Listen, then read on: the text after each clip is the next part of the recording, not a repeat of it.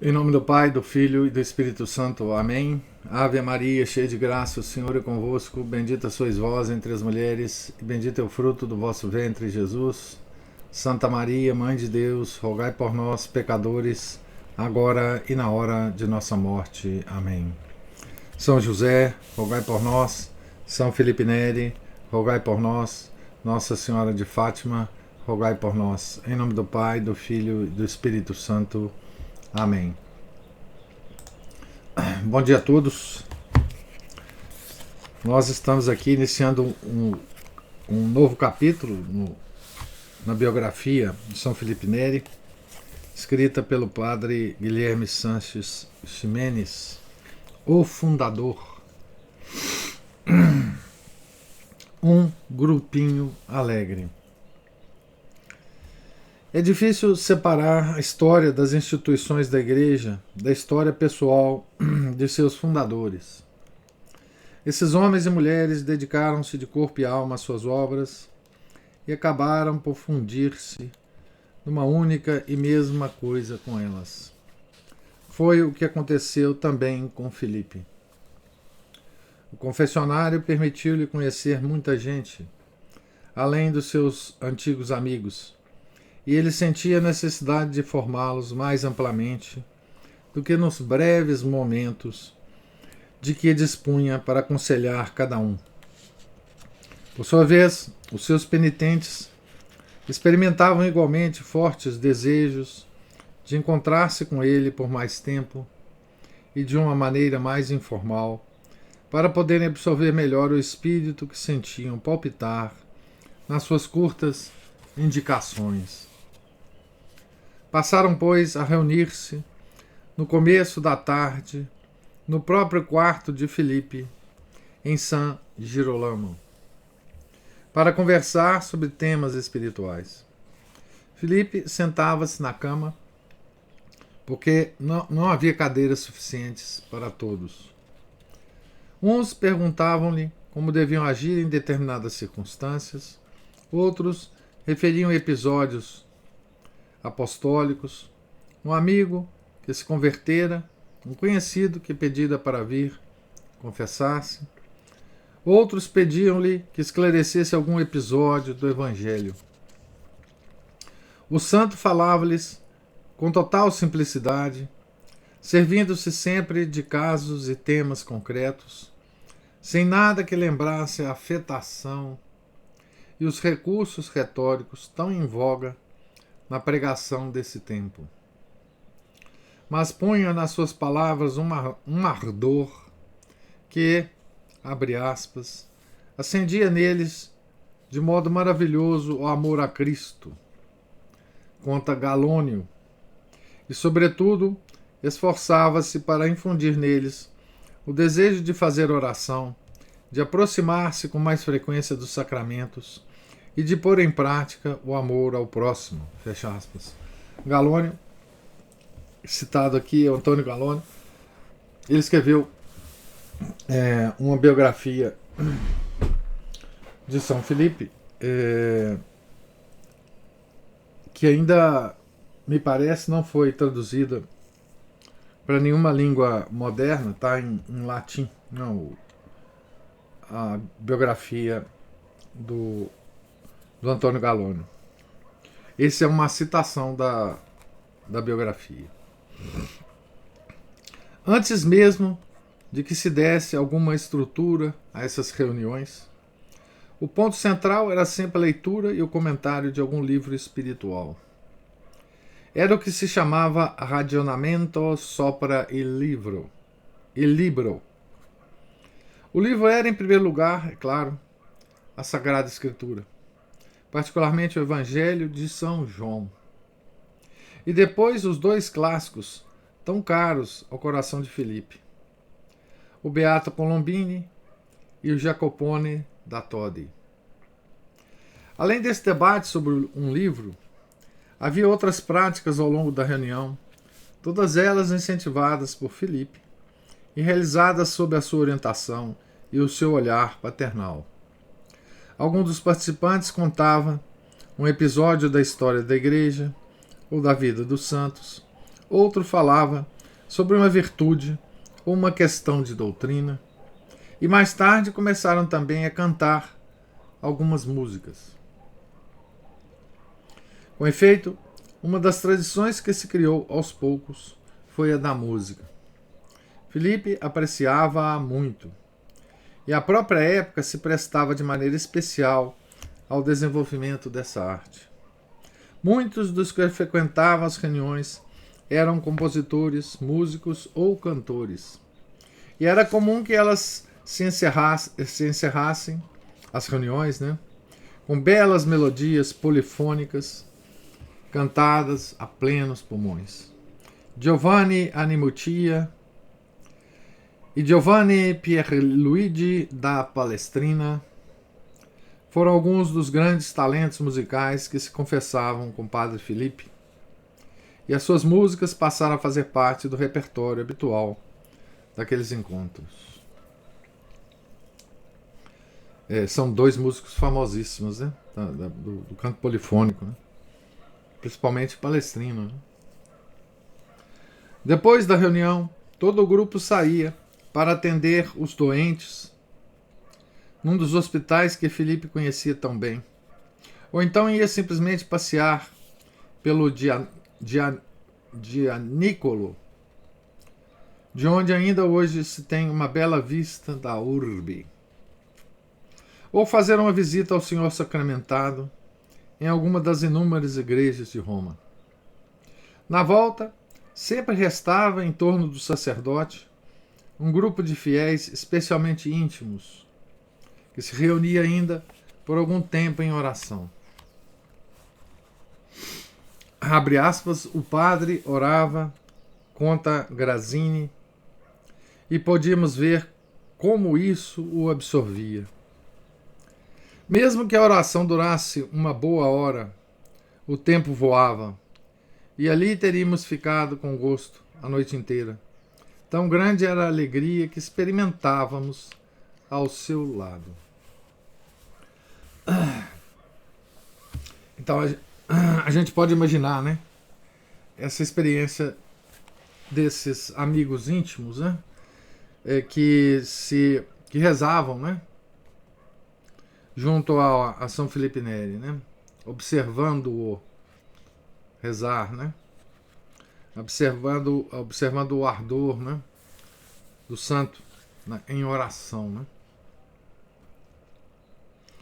Com o tempo, quer dizer, isso já era um apostolado maravilhoso, né? Só vê-lo rezar, né? Com o tempo, o quarto de Filipe tornou-se pequeno demais e foi necessário transferir os encontros para uma capela lateral da igreja de San Girolamo, especialmente adaptada para esse fim. Capela lateral da igreja. Era o oratório, como lhe chamou Filipe. E dessa designação viria o nome da futura congregação. Congregação do Oratório. Né? Isso foi em 1557, ou seja, apenas 6 anos depois da ordenação do santo. Congregação do Oratório é a denominação dos padres, né? O padre do oratório escreve o nome dele, depois do nome põe C.O. Né? Congregação do Oratório. Esboçavam-se assim as grandes linhas do que viria a ser a sua fundação, embora não lhe passasse pela cabeça, nem por um momento, fundar fosse lá o que fosse. Sempre voltado para o concreto, simplesmente via nessas práticas uma maneira de melhorar a formação daqueles jovens e estimular-lhes o zelo apostólico. É interessante observar que todos os participantes, exceto o próprio Filipe, eram leigos e que somente alguns viriam a ordenar-se anos mais tarde. Abre aspas, mesmo no meio da multidão podemos estar na estrada que leva à perfeição, insistia Filipe, fiel à inspiração que o orientara na juventude. E, na verdade, todo o seu afã consistia em tornar a vida espiritual, abre aspas, tão familiar e doméstica, como se fizesse acessível e atrativa a todas as classes sociais. Todo homem, prescindindo do seu teor de vida ou da sua situação, quer na sua casa, quer na sua profissão, tanto dignatário eclesiástico como leigo, cortesão ou pai de família, instruído ou não instruído, até nobre ou não nobre, comerciante ou artesão. Verdadeiramente todo homem passava a ser capaz de ter uma vida espiritual. Fecha aspas. Por outro lado, impressiona comprovar quanto significaram para a renovação da Igreja essas reuniões aparentemente tão simples e tão informais. Em breve, participavam delas algumas das personalidades do tempo, intelectuais, bispos e cardeais, entre eles os futuros papas Gregório XIII e Clemente VIII. O influxo dos modos francos e simples de Filipe sobre o estilo entre aspas aqui, do clero italiano, far-se-ia notar de forma duradoura, como escrevia ainda o cardeal Newman. E através da doutrina espiritual de São Francisco de Sales e São Vicente de Paula, o calor e a familiaridade com que Filipe pregava e comentava o Evangelho, bem como a sua preocupação pela santidade do homem comum, chegariam até aos nossos dias. Então veja que bom, o que chamava atenção daquela audiência, né? Que estava em torno do nosso santo, né? O estilo tão contrastante com o estilo do clero na sua época. Né? O autor nos dá alguns vislumbres disso, né? Dizendo aqui que o estilo de São Felipe Neri, ele contrastava, né? Ele fala assim, o santo falava-lhes com total simplicidade, servindo-se sempre de casos e temas concretos, sem nada que lembrasse a afetação e os recursos retóricos tão em voga na pregação desse tempo, do tempo de São Filipe. Né? Então já o estilo era um contraste extraordinário, né, do clero. Em relação ao clero da época, né? Então isso atraía as pessoas, atraía independente da instrução ou da posição na vida, da importância da pessoa, né? Agora, vocês imaginam, sabendo o que a gente sabe dessa época em Roma, para além do estilo, o comportamento de São Felipe Neri em relação aos outros sacerdotes, bispos e cardeais de Roma. Como isso passava na cabeça daquelas pessoas que escutavam São Felipe, né? Quer dizer, enquanto eles viam bispos e cardeais, né, nas suas festas, no seu comportamento mundano em Roma, em pleno século da Reforma Luterana, da Revolta Luterana,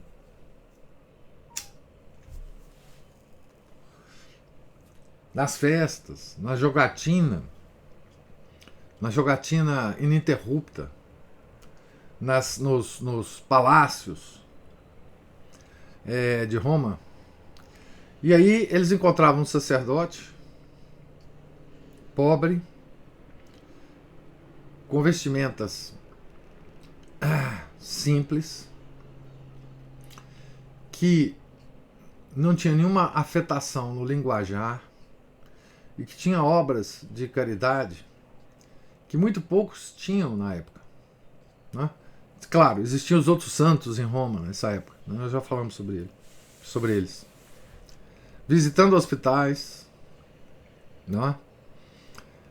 Lavando doentes, lavando o chão dos hospitais, o banheiro dos hospitais, e levando esse pessoal com eles, né?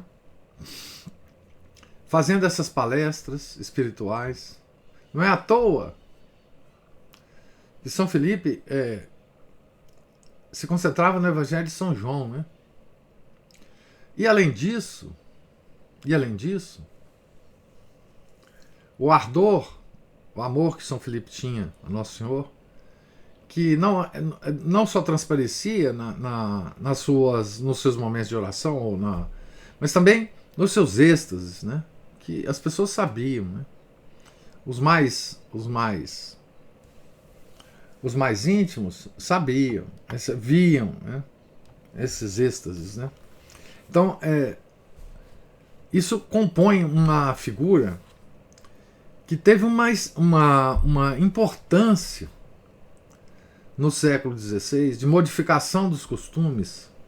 Aí depois, então, reforçado pela autoridade da Igreja depois do Concílio de Trento, que é uma coisa assim impressionante, né? E no final, o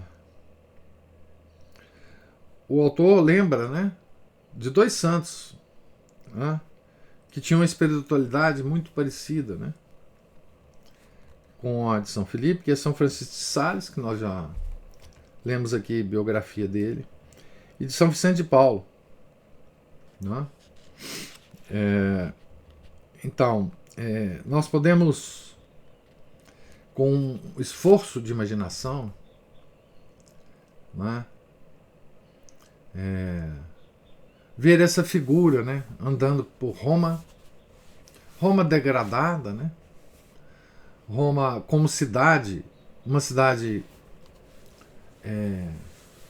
degradada, né, em termos da sociedade em geral, mas uma Roma degradada dentro da igreja, né? Porque nessa época Roma era a igreja.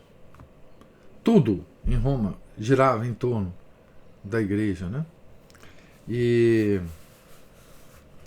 nós podemos ver como que esse apostolado foi tão impactante, né, no século XVI, e por que São Felipe é tão importante, né, na renovação da igreja a partir da Contra-Reforma, né? Depois nós vamos ver mais sobre Gregório XIII e Clemente VIII aqui, que foram dois dos que, enfim, dos vários cardeais e padres e bispos que escutavam as palestras e as conferências de São Felipe, dois dos que ascenderam ao papado, né? Os primeiros seguidores.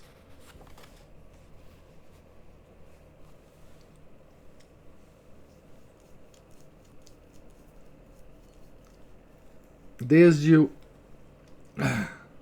o sapateiro Stefano até o príncipe Salviati, sobrinho de Catarina de Médici, que chegara a Roma acompanhado de um numerosíssimo e pomposo séquito. Desde o médico e escritor Módio ao siciliano Tomaso, todo tipo de gente seguia Filipe. Um membro da família dos Médici, né? Falemos, porém, mais detidamente, apenas de dois dos principais entre os companheiros, 2 desses primeiros seguidores que lhe foram úteis até o fim da vida e que vieram a ser peças-chave na história do oratório. Francesco Maria Taruggi era um deles. Vinha de uma família aristocrática e possuía uma inteligência aguçada e modos exemplares. Era o que poderíamos chamar um gentleman. Com todos os seus talentos, chegou a ser um dos mais apreciados pregadores do oratório. Filipe tinha-lhe muito carinho, e percebendo essas características suas, temia que se deixasse levar pela soberba. Por isso submetia-o a algumas mortificações humilhantes, a fim de levá-lo a rebaixar o conceito que tinha de si. Por exemplo, fazia-o caminhar pelas ruas levando por uma coleira outro fiel companheiro de Filipe, o cão Capriccio, que adotara espontaneamente o santo, recusando-se a voltar ao seu dono anterior. Então o Capriccio adotou, né, São Felipe. Lembra também essa história dos santos com os animais, né? Lembra aquele cão, né, de São João Bosco, né, que apareceu na vida dele para protegê-lo, né, de quem queria atacá-lo, né? Então o cão Capriccio, e ele fazia então o Francesco Maria Taruggi andar puxando o cão, né? Na época, semelhante tarefa era considerada como uma ocupação exclusiva de servos e, portanto, muito depreciada.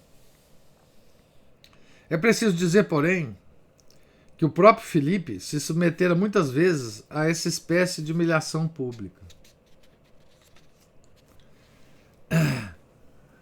Impelido pelo seu espírito empreendedor e dinâmico, foi Taruggi quem iniciou as atividades do oratório em Nápoles, o que levaria Filipe a sofrer muito, uma vez que isso o afastava desse seu filho tão querido e o privava de um apoio tão importante para o desenvolvimento do oratório em Roma. E Taruggi não sofria menos, pois assinava as cartas que ele enviava de Nápoles como, abre aspas, o vosso desobedientíssimo filho, fecha aspas. Posteriormente foi enviado à França, à Espanha e a Portugal como legado do Papa, que o fez arcebispo de Avignon um pouco mais tarde. Foi ainda arcebispo de Siena e, por fim, pôde terminar os seus dias junto dos oratorianos de Roma. Isso Taruggi, né? Foi arcebispo de Avignon e de Siena. Siena, né? Que cidade, né? São Bernardino de Siena, Santa Catarina de Siena. Outro personagem central para a congregação e um dos filhos espirituais mais fiéis de Filipe foi Cesare Baronio. Esse foi muito importante mesmo. Desde que conheceu o santo, em 1558, não pôde mais separar-se dele e dedicou-se de corpo e alma ao oratório.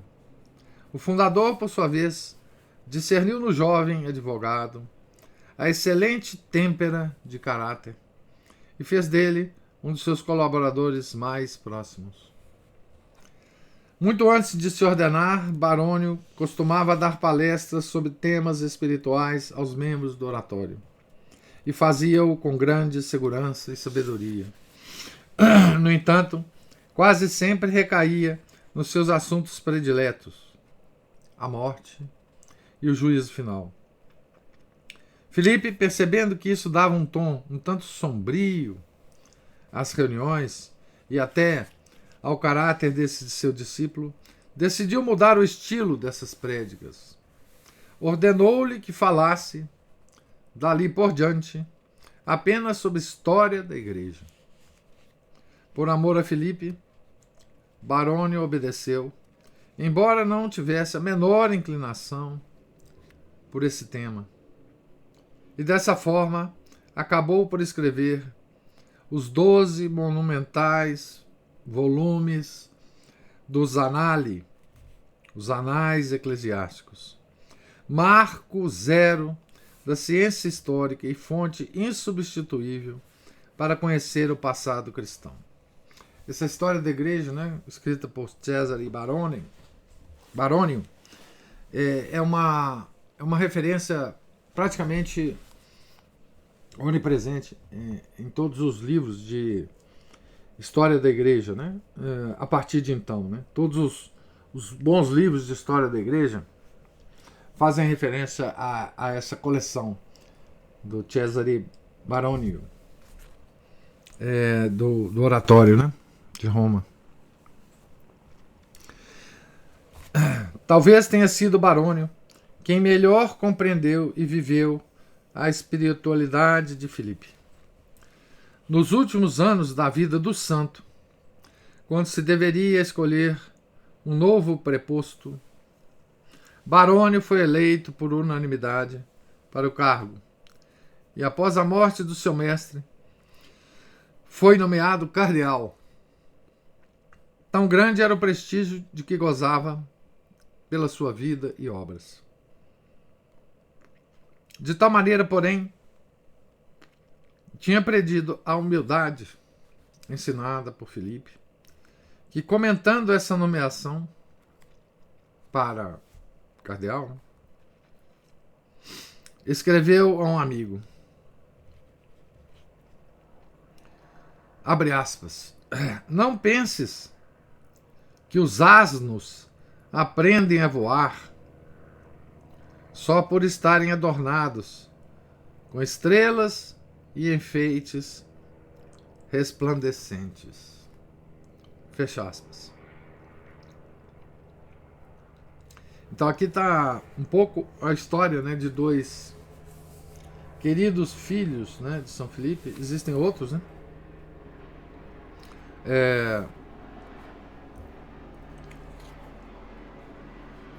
E ao longo dos séculos também existiram outros filhos espirituais de São Filipe importantes, né? Mas aqui só uma pequena história, né, desses dois. O padre Paulo, que conviveu com a gente, né, o oratoriano, ele falava muito do Barônio e do Galônio, né, do biógrafo, né, de São Filipe, né? Então nós estamos aqui na página 44. Eu vou parar a leitura aqui para dar tempo da gente comentar um pouco. Foi muito breve, né? Esse livro é breve, né? A passagem dessa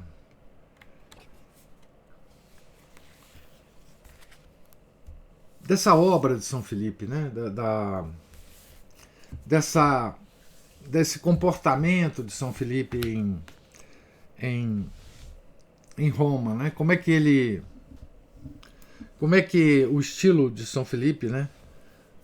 A personalidade dele, as preocupações dele com a realidade das coisas, com as coisas que estavam acontecendo naquele momento, né? Foi tão importante para a Igreja Universal, né? Porque foi ali naquele palco, né, que ele deu exemplo, né,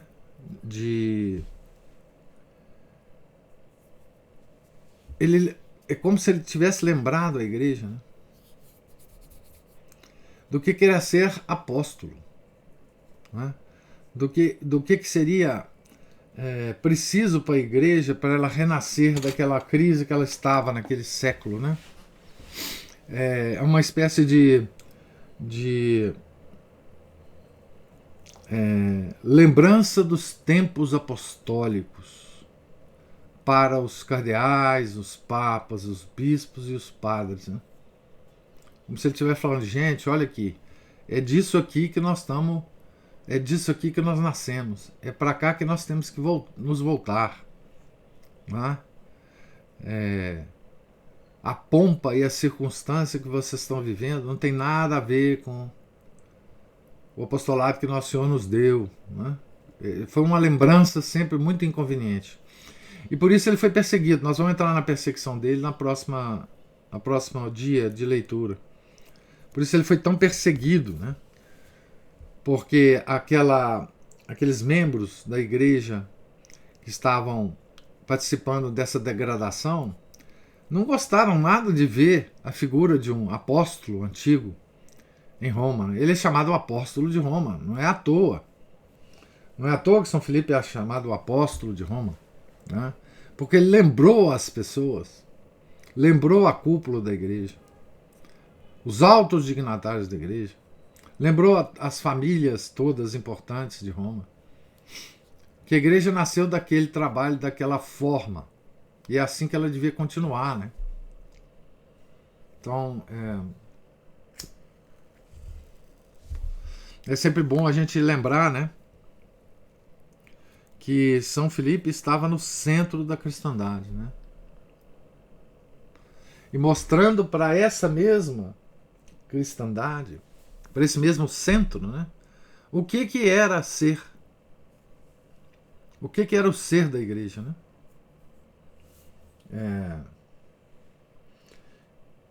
Então, essa obra, digamos assim, externa de São Felipe é uma coisa extraordinária. Essa obra foi um impacto muito grande, né, para a igreja. Então, eu queria agora ouvir, se existir, comentários de vocês. Sempre há, professor. Diga lá. Bom, o São Felipe também dá uma lição muito grande nessa nossa igreja TL, né? Ele fez realmente a opção preferencial pelos pobres, realmente os ajudou, assim como São Vicente também fez, né? E ele também ele ensinou como fazer, né? Ele fez o que muitos biógrafos de Napoleão falavam, que perguntavam para ele como é que ele fazia para poder fazer os soldados avançarem. Ele falava assim: você não empurra os soldados, você os puxa, você vai à frente. Então São Felipe também fez isso, né? Ele deu esse exemplo, uma coisa maravilhosa, né? Ele pôs a mão na massa e puxou o pessoal atrás, né? Isso, achei isso brilhante. Se ninguém fosse com ele, ele iria sozinho. Ele iria sozinho. Mas eu acho que o pessoal ia vendo, ele ia acabar não fazendo isso, né? Dizem que a própria Duque de Caxias, a Guerra do Paraguai, fez uma coisa dessa, né? Já que ninguém queria ir, eu falei assim: eu tô indo, que me sigam o resto aqui. O pessoal foi. É um bom exemplo, né? Inclusive de liderança. Mas de tudo aí, né? Que ele... E eu estava comentando com a Ana Paula, é uma história muito graciosa, né? Da vida dele. Tem um encanto, né? Como se diz assim, uma certa unção, assim, que é fantástica, né? Muito interessante. Mas era isso, pessoal. Só uma coisa mais, porque senão eu vou cair no repetido que eu já havia dito em outros tempos. Mas muito bom. É encantadora, né? A vida dele. Realmente, assim. E essa tal opção preferencial pelos pobres, né? Da ATL. Eles só esqueceram. O pessoal da TL. Bom, todo comunista é assim, né? Eles só esqueceram de fazer eles próprios a opção preferencial pela pobreza, né? Porque São Felipe, antes de fazer essa opção preferencial pelos pobres, ele fez a opção preferencial pela pobreza na vida dele, né? Então, o erro está aí, né? De todo comunista, né? Eles optam pelos pobres, mas querem ficar ricos, né? Então é a língua bífida da serpente, né? Então... sim, era também, desculpa interromper, aquela questão da igreja primitiva também, como apóstolo de Roma, voltar aos tempos apostólicos, ele né? Deu uma bufetada em todos aqueles que falam igreja primitiva. Né? Exatamente. Faltou comentar isso, bom você lembrar. Exatamente, quer dizer, ele trouxe a igreja primitiva para dentro de Roma sem falar em igreja primitiva e sem deixar de reconhecer toda a história da igreja. Né? Ele falou, gente, vamos nos comportar aqui no século XVI, 16 séculos depois de Nosso Senhor. Tá certo? Vamos resgatar a vida dos apóstolos no tempo de hoje. Ele não procurou voltar aos rituais antigos, ele não procurou voltar a nada. Ele só se comportou como um apóstolo de Nosso Senhor, um dos 11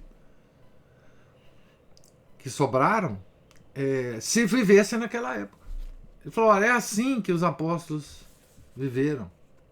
Não é?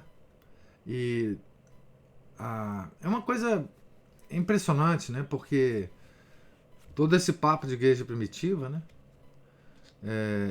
É justamente para quem não quer fazer o trabalho da igreja hoje. Por isso quer voltar, né?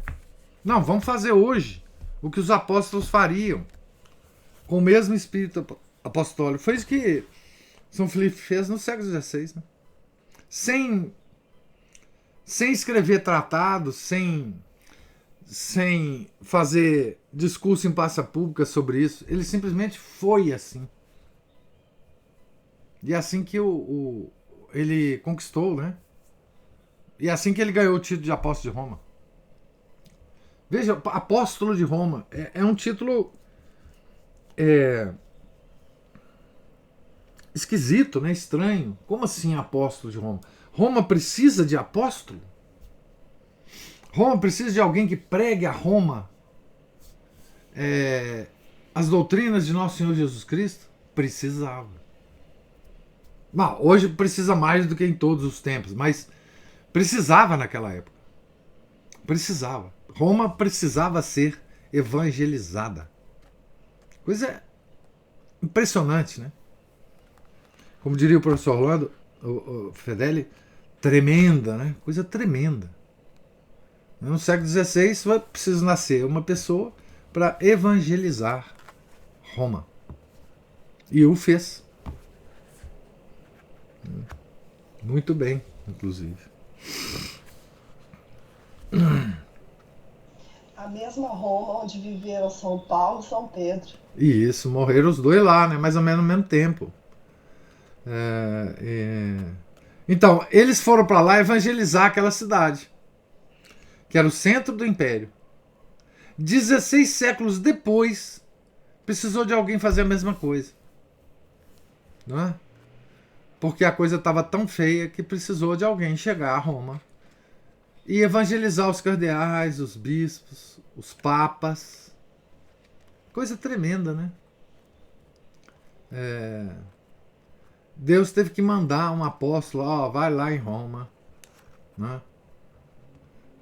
Lembra aquela passagem do Pedro fugindo de Roma, né? E Jesus aparecendo para ele, né? Do Quo Vadis, né? E Pedro tinha desistido de Roma. O Nosso Senhor falou, não, então eu vou para lá sofrer de novo. Aí Pedro resolveu, voltou. Mas assim, é aquilo, né?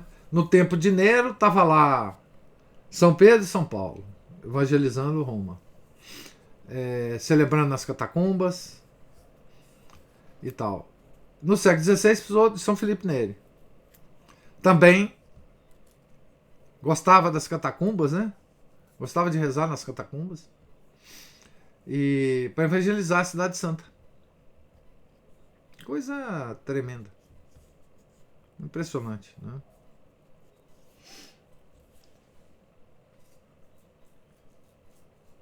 Eu penso que isso que você falou é tão precioso de nós vivermos no nosso tempo. Então, a gente precisa descobrir, né, professor, o que é ser católico no século XXI. Claro. Não é querer voltar aos anos 50, 40... Muito menos a Idade Média. Isso. Não é isso. A gente pode pegar até alguns exemplos, mas Sim. não tem jeito de viver como aquele pessoal vivia há no dia de hoje. Né? A gente tem que descobrir como é viver no século XXI de maneira católica. Senão vira uma caricatura, né, professor? Caricatura. Vira uma coisa postiça. Isso. Um catolicismo postiço. Superficial. É um catolicismo que o Márcio gosta de falar, que é dos escolásticos de escadaria da igreja ou dos tomistas de padaria. Uma coisa descolada da sua vida. Uma coisa... uma roupa que você coloca quando você vai à igreja, né? Ou quando você vai fazer as orações, enfim, uma espécie de roupagem que está externa ao seu coração, né? Nós temos que ser católicos do nosso tempo. Trazer toda essa bagagem da espiritualidade católica, dos nossos santos. E é por isso que a gente lê Vida de Santo, né? É porque lendo a vida do santo, entendendo o que ele foi na época dele, a gente tem a esperança de absorvermos algo do santo para vivermos a nossa vida agora, né? Para adaptar os ensinamentos dos santos para a nossa vida agora, né? Assim, essa é a operação que a gente tem que fazer no nosso intelecto e na nossa vontade, né? Para absorver isso. Porque não adianta ler Vida do Santo, quer dizer, até adianta, mas assim, só pela vida. O mais importante é a operação de atualizar, né, os santos. Isso a gente tem tentado fazer toda vez que a gente lê uma biografia, né? O que fica do santo para nós hoje? Né? O que fica da espiritualidade de Santa Catarina de Sena para nós hoje? Né? De São Francisco de Sales para nós hoje? De Santa Gema Galgani para nós hoje? Enfim, de Santa Margarida Maria Alacoque para nós hoje? Porque essa luz que os santos emitiram no tempo em que eles viveram, é preciso fazê-la brilhar ainda hoje, né? E é tão difícil isso, né? Essa é a nossa responsabilidade quando a gente lê a vida dos santos, né? Trazê-los, fazê-los reviver agora, né? Só assim é profícuo essa leitura, né, da vida dos santos. Porque existe, é claro que existem várias dimensões quando você lê a vida de um santo. Mas essa me parece que é a que mais dá frutos hoje para nós, né? Porque também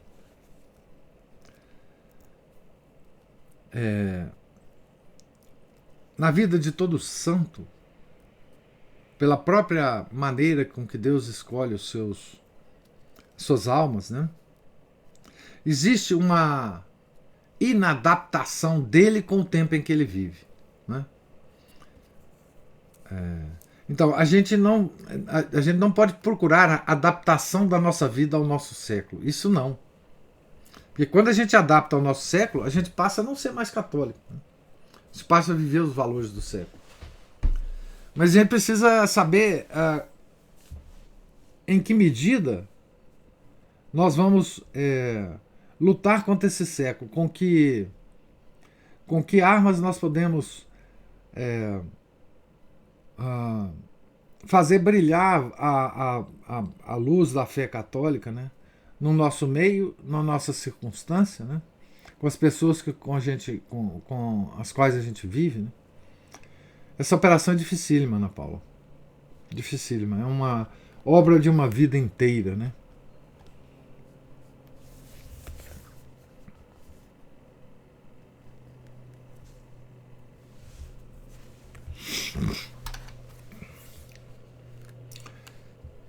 alguma observação a mais? Algum comentário a mais?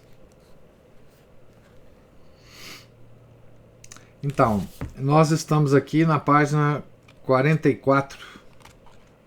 Dificuldades e perseguições. Então, amanhã a gente vai ler um pouco das perseguições que ele sofreu por causa do... É claro, né? Sendo apóstolo... Oi, diga. Desculpa. Não, pode falar. Não, é só porque o senhor falou... A gente falando de... Pensei assim, que nós estamos em Pentecostes, né?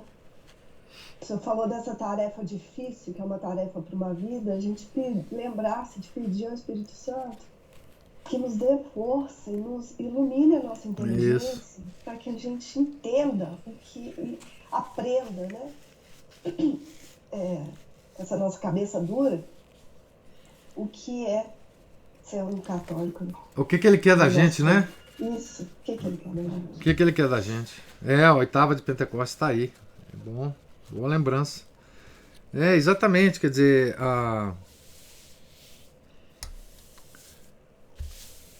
e as respostas que Deus nos dá, muitas vezes, elas são incompreensíveis para nós, né? Quer dizer, às vezes o que a gente está fazendo, pensando que estamos, digamos assim, lutando contra o século, representando a nossa fé perante os nossos amigos e os nossos próximos, né? Às vezes não estamos fazendo nada disso, às vezes nós só estamos fazendo besteira, né? É preciso pedir e é preciso também ser dócil, né? Às orientações do Espírito Santo, né? Porque Deus age, né? Através das causas segundas, né? Então, quando a gente pede, Deus ouve e Deus nos dá o que a gente está pedindo. É preciso a gente ser dócil aos sinais que Ele nos manda, né? Aos sinais externos, né? Pessoas, acontecimentos e circunstâncias, né? Assim Ele vai nos orientando, né? Então, com o nosso santo aconteceu isso. Ele queria ser leigo. Veio lá o padre Pessiano Rosa e falou: não, você tem que se ordenar. Ele se ordenou. Ele queria ir lá para a Índia, morrer em Marte. Não, você vai ficar aqui em Roma. Você é o apóstolo de Roma. Não tem nada que ir para a Índia. Então, essas docilidades, né? E isso não foi Deus que apareceu para São Felipe e falou isso para ele. Foram as circunstâncias, as pessoas, os acontecimentos que o fizeram ficar e ter uma vida em Roma. Então, a nós é a mesma coisa, né? As pequenas coisas da nossa vida são todas acontecem do mesmo jeito, né? Se a gente é dócil, né? A gente pedir e ser dócil à resposta que Deus dá para nós, né? Para as nossas coisas. E tenhamos uma certeza, né? Não queiramos fazer coisas grandes, coisas importantíssimas. Não queiramos influenciar milhares de pessoas através de um canal de YouTube ou de enfim, né? Se alguém de nós fizer uma obra que vai influenciar muita gente, melhor, tanto melhor. Mas assim, deixa isso para Deus fazer, né? Para Deus decidir. Vamos fazer as coisas pequenas, né?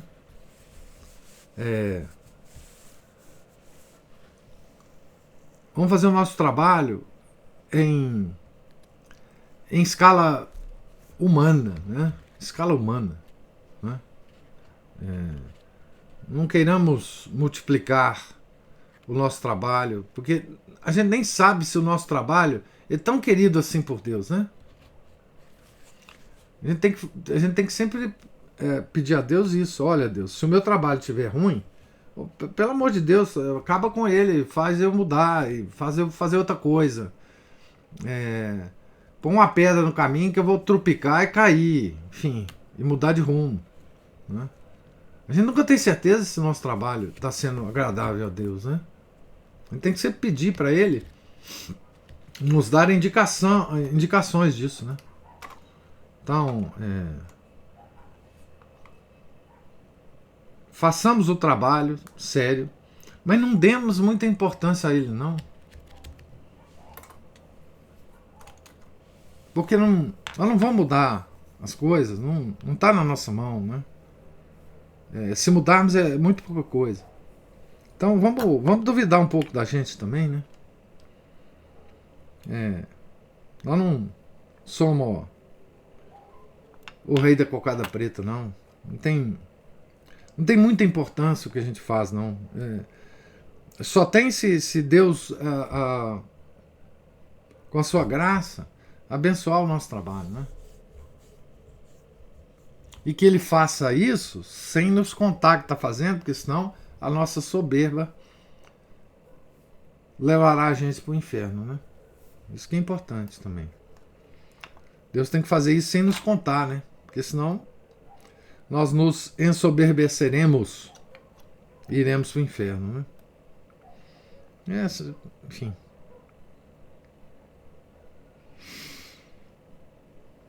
Então, gente, Deus lhes pague a presença, a paciência, os comentários, as observações. Se Deus quiser, amanhã voltaremos à página 44 do livrinho. Tenham todos um santo dia. Fiquem com Deus. Em nome do Pai, do Filho e do Espírito Santo. Amém. Ave Maria, cheia de graça, o Senhor é convosco. Bendita sois vós entre as mulheres, e bendito é o fruto do vosso ventre, Jesus. Santa Maria, Mãe de Deus, rogai por nós, pecadores, agora e na hora de nossa morte. Amém. São José, rogai por nós. São Felipe Neri, rogai por nós. Nossa Senhora de Fátima, rogai por nós. Em nome do Pai, do Filho e do Espírito Santo. Amém.